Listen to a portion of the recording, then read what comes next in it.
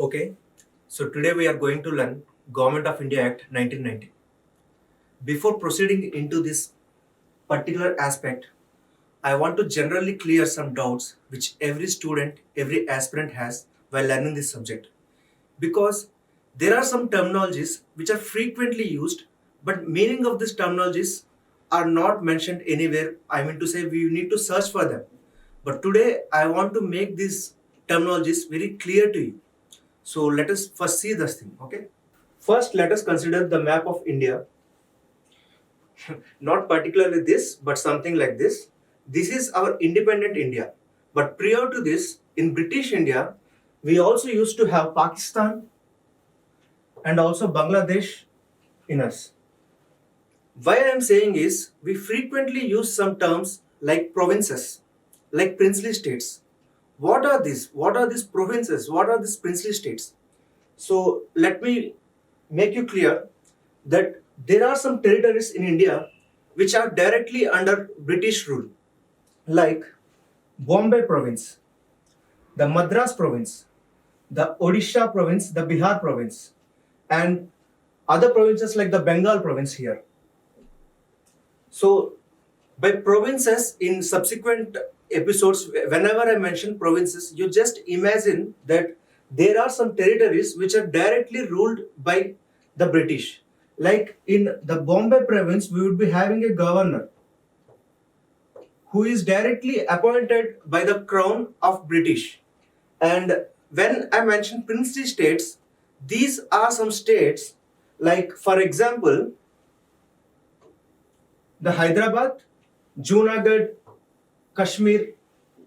By princely states, what we mean is these states are directly under the control of kings, means Maharajas, Rajas. They still are rulers here, but it is not that they enjoy independence or autonomy. They are still subjected to British rules. They need to pay tax to British tax. So I just wanted to make you clear what is the difference of provinces and princely states, so that whenever I explain you in next episodes, then you would be clear, okay, this is called as provinces, okay, this is called as princes. Everything is under British India and it is being governed by crown directly. So whatever act is passed, it doesn't apply similarly to every kind of thing. Some things are exempted in princely states, some things are applicable to provinces, and we also have a central government here. So I just wanted to make these concepts clear. Let's dive into Government of India Act 1919, okay? Before mentioning Government of India Act 1919, I want to give you some conditions which were existing at that point of time, so that you could imagine, okay, why this act has been brought, what is the implications. Whichever feature I would be mentioning, you would be directly relating, okay, that was the time when World War was going. Okay, first we need to see that this is 1919, right? Do you know when was the World War One happening in India? I mean to say in the world. Okay, it's between 1914 to 1918.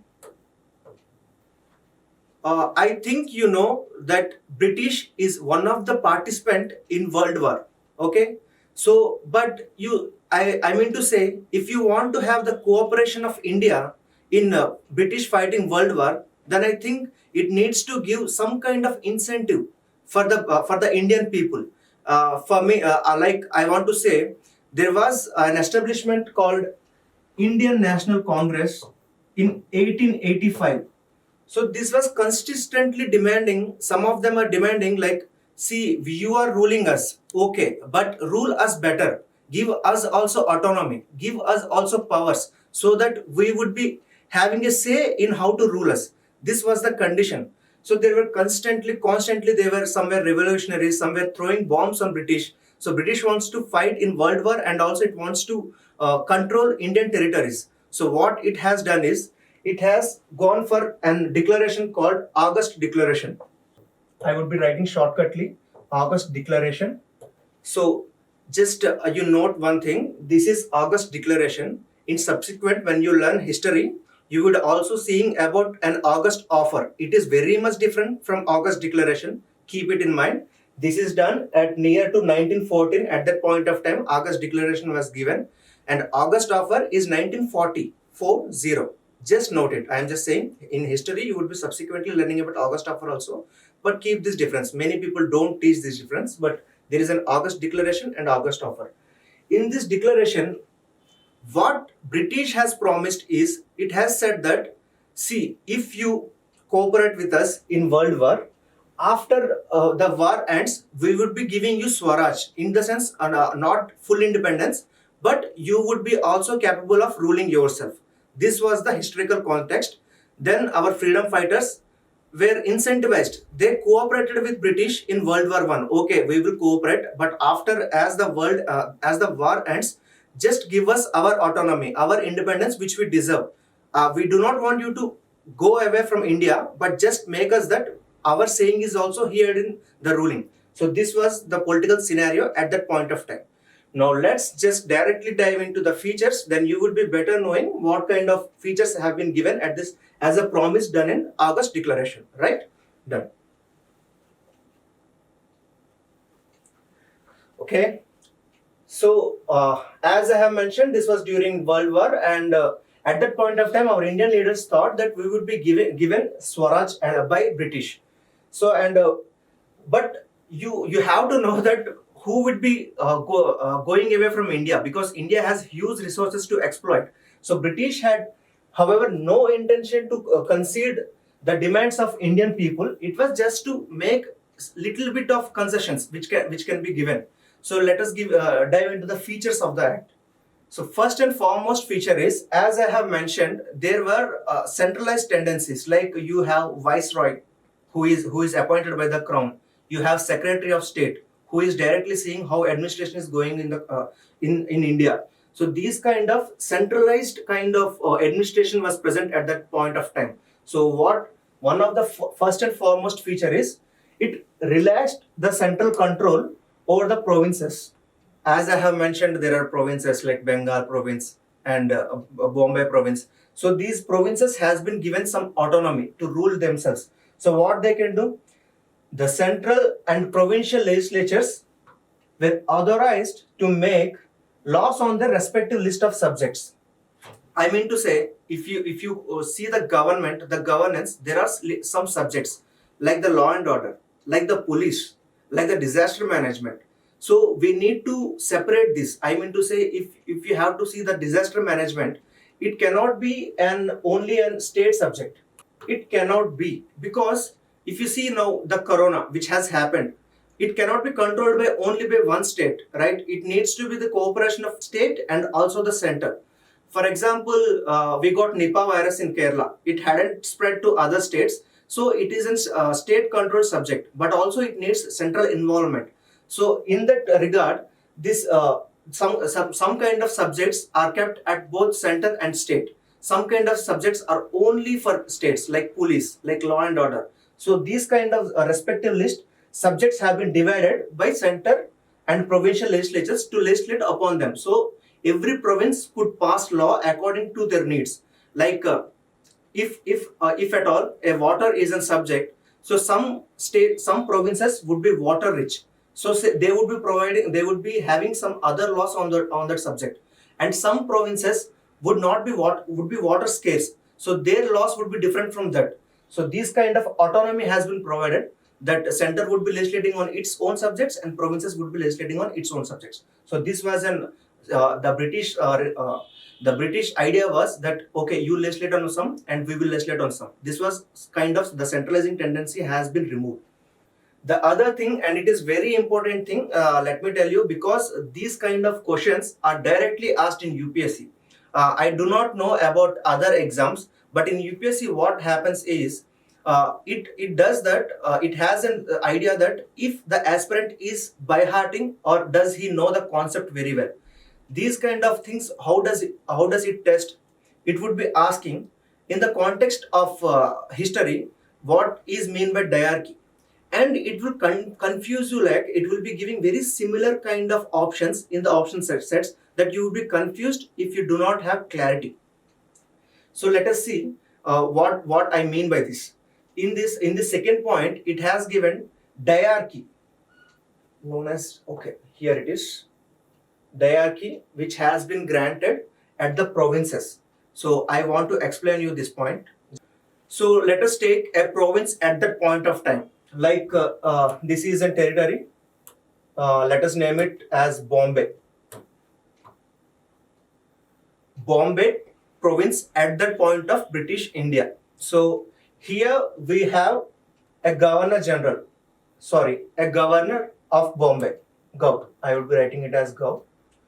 Governor of Bombay, and he would be having his executive members. It means these are some of the Britishers who are with the governor to aid him in the administration.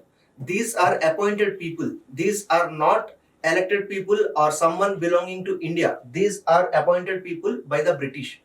And here in the previous laws, we have already introduced some provisions called as the involvement Indians in legislatures. That kind of legislative councils has been established. So the governor will also be aided by legislative council. So you know, this part of administration is wholly British. I mean to say, if at all what they want to do, they would be serving the interests of British solely. But while considering this part, we have in this particular part, we have involvement of Indians also. So it cannot be wholly British kind of administrations, because these people will be responsible to Indians also. Because if you see, these people consist of Indians, they would be going to their homes, their neighbors would be asking, right, this kind of law has been passed, what were you doing, you are in the legislative council. So these also involve Indians who are concerned about an interest. So to provide, I just wanted to go into the main topic. They have provided in 1919 Act a term called as diarchy. Very, very important term, because direct questions are asked, which will cost you in the exam. So just note it. Diarchy means double rule. What do we mean by double rule?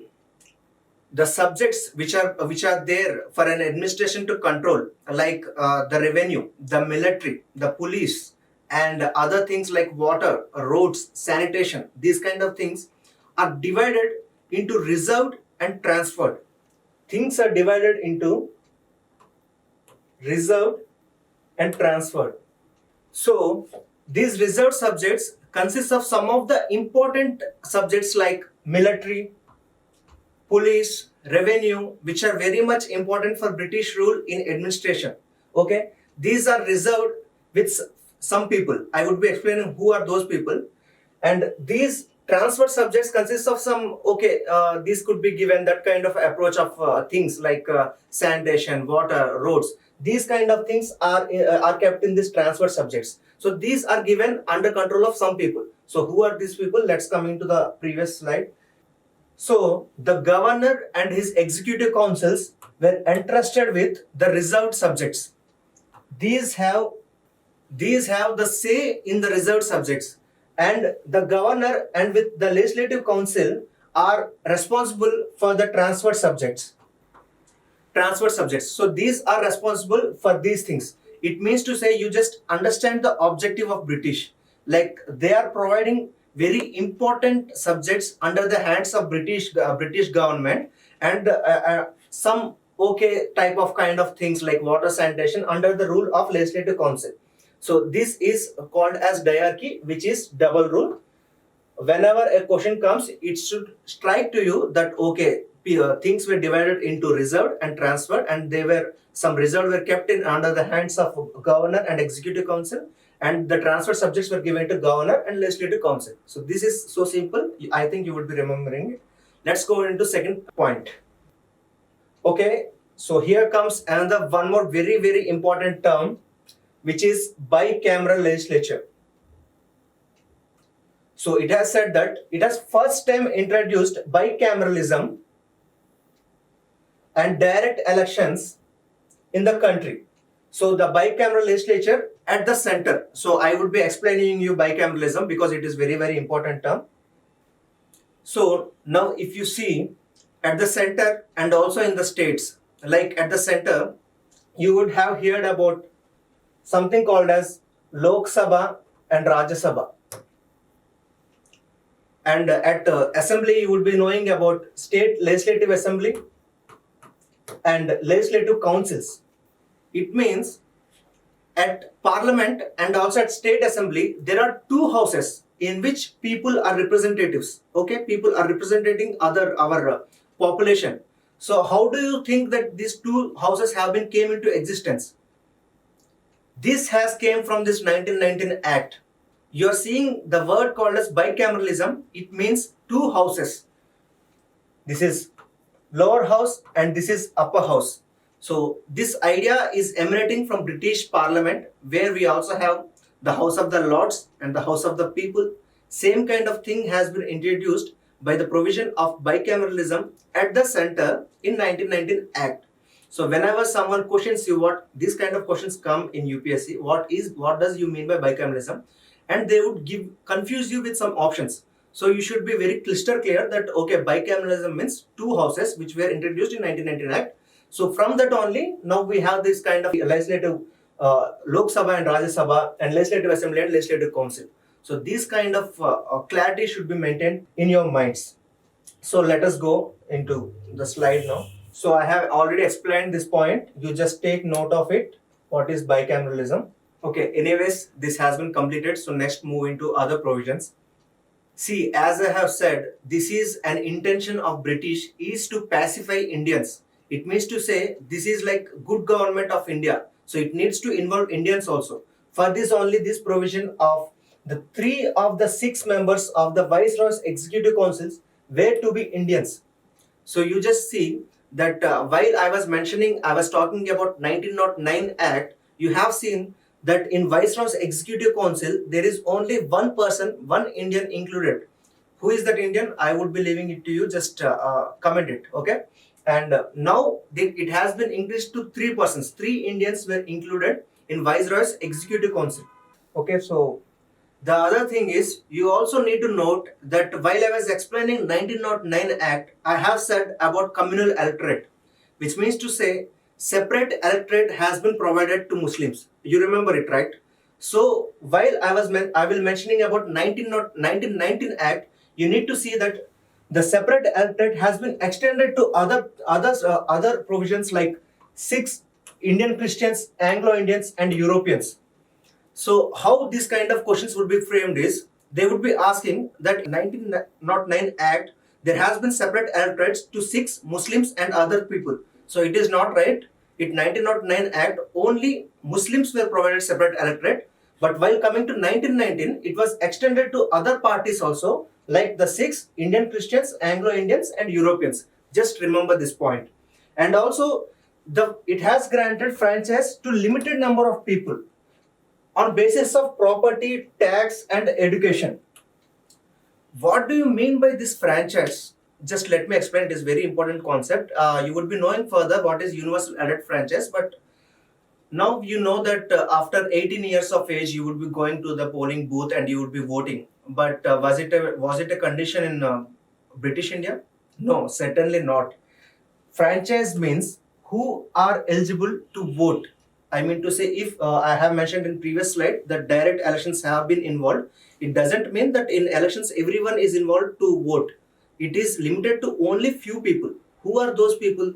Those people are, they will be granted on the basis of the property, tax and education. So certain criteria was be kept keeping, like this much property, this much of educated person, this much of tax. These people are only eligible to vote the representatives. But now it is not the case. Universal adult franchise has been given, which means after you are being an adult, which means you are acquiring 18 years of age, irrespective of your education, irrespective of your tax, irrespective of your property, you are eligible to vote. But that was not the condition. So just if at all you come under this kind of term called as franchise, just note that it is an authority being given to vote. So this is called as franchise.